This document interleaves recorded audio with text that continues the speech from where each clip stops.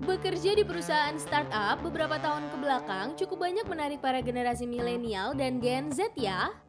Namun, minat yang cukup banyak itu kini menjadi sebuah dilema bagi para generasi tersebut.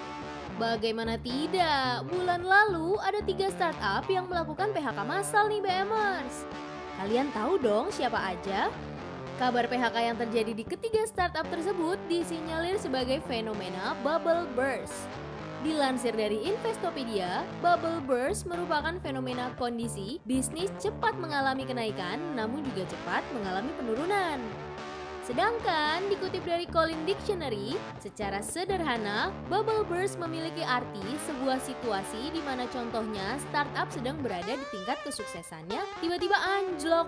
Dihimpun dari berbagai sumber nih BMers, penyebab terjadinya fenomena itu karena produk yang ditawarkan kalah bersaing.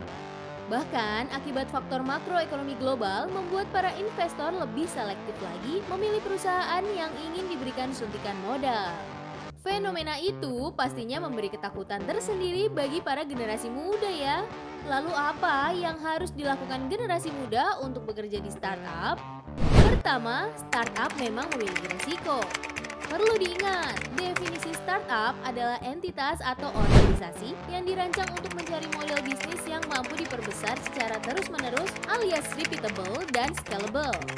Kedua, pengalaman yang beragam. Jika kalian bekerja di startup, kalian dapat mempelajari berbagai perusahaan secara luas. Bahkan menurut Jack Ma, sebelum usia 30 tahun, yang penting adalah siapa bos kita yang memimpin dan mengajari kita. Ketiga, pengembangan kemampuan. Terus asah kemampuan yang kalian miliki ya BMers.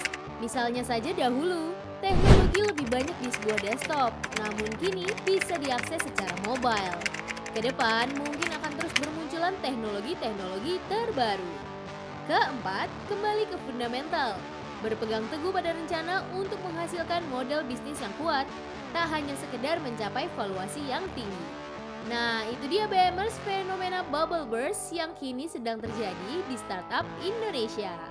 Kalian masih tertarik bekerja atau membangun startup nggak nih?